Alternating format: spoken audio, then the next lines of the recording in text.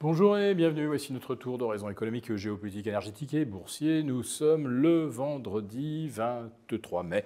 Et pour comprendre comment tourne la planète finance, c'est sur l'inforruptible et nulle part ailleurs. La thématique du jour, ce sera la drogue, c'est pas bien.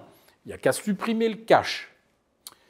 Voilà la proposition brillante et révolutionnaire de Gérald Darmanin pour arrêter l'économie souterraine, délictueuse de la drogue. Il suffit simplement de supprimer le cash avec lequel on achète la drogue. Pour éviter les inondations, il serait également quand même assez judicieux de supprimer les pluies torrentielles, supprimer les ouragans aux États-Unis. Ça fait un peu trop de dégâts. Pourquoi n'y avait-on pas pensé avant ? Bon, derrière cette provocation, il y a quand même quelque chose qui est récurrent, qu'on retrouve dans la bouche de Christine Lagarde, que l'on retrouve dans la bouche d'Augustin Carstens, le patron de la BRI. Et on va le dire, c'est un des grands promoteurs de l'avènement des monnaies numériques banque centrale, c'est-à-dire CBDC.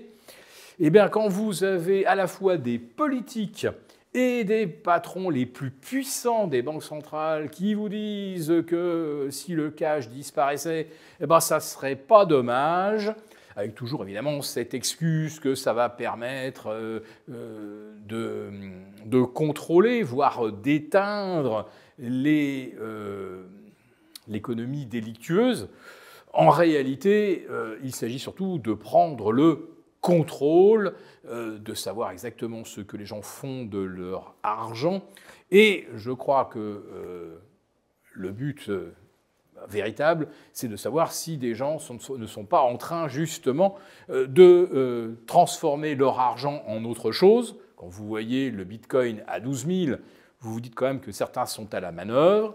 Et quand vous voyez l'or rebondir au-delà de 3 330, vous vous dites aussi qu'il y en a qui préfèrent détenir des actifs tangibles plutôt que des inscriptions numériques de liquidité dans des banques commerciales. Donc, le projet de Darmanin, ça ne tient pas debout, mais ça s'inscrit quand même dans une mouvance d'avènement de la société du contrôle. Et pour que cette société advienne, il faudrait évidemment une bonne crise. Oui, vous avez évidemment que les Français ne vont pas accepter d'être privés de cash pour empêcher les dealers de faire leur boulot.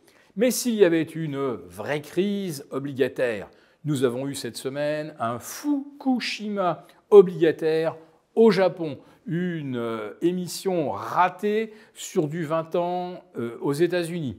Des petits bonds à 20 ans, une opération qui aurait dû se dérouler, mais comme sur des roulettes, parce que ce sont généralement des petits montants, et bien là, il n'y avait pas preneur. Mais la coïncidence, c'est que la veille, justement, c'était une émission à 20 ans au Japon qui s'était mal passée. Allez savoir si justement, c'est pas cette émission à 20 ans au Japon qui devait servir à financer ensuite l'émission américaine.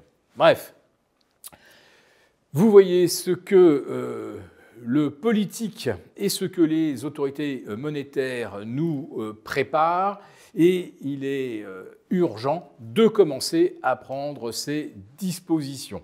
Alors c'est vrai que parmi les actifs que les banquiers centraux ne peuvent pas bloquer du jour au lendemain, il y a les actions, il y a les cryptos, le Bitcoin, et bien sûr, il y a les commodities, c'est-à-dire tous les métaux industriels, il y a l'énergie avec le pétrole, le gaz, dans une moindre mesure le lithium, le cobalt, et bien sûr les métaux précieux.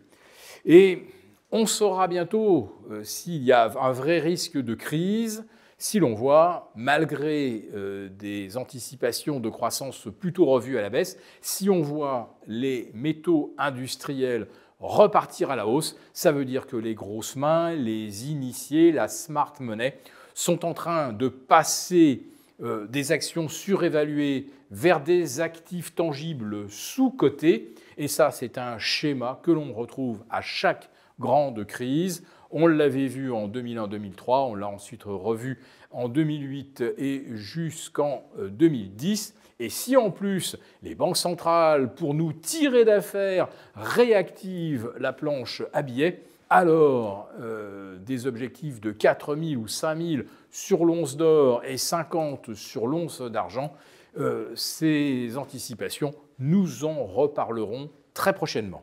Pour vous remercier de votre fidélité, vous pouvez télécharger gratuitement, en suivant le lien ci-dessous, un guide complet sur l'achat d'or physique qui représente un investissement de choix en période économique incertaine et surtout d'inflation.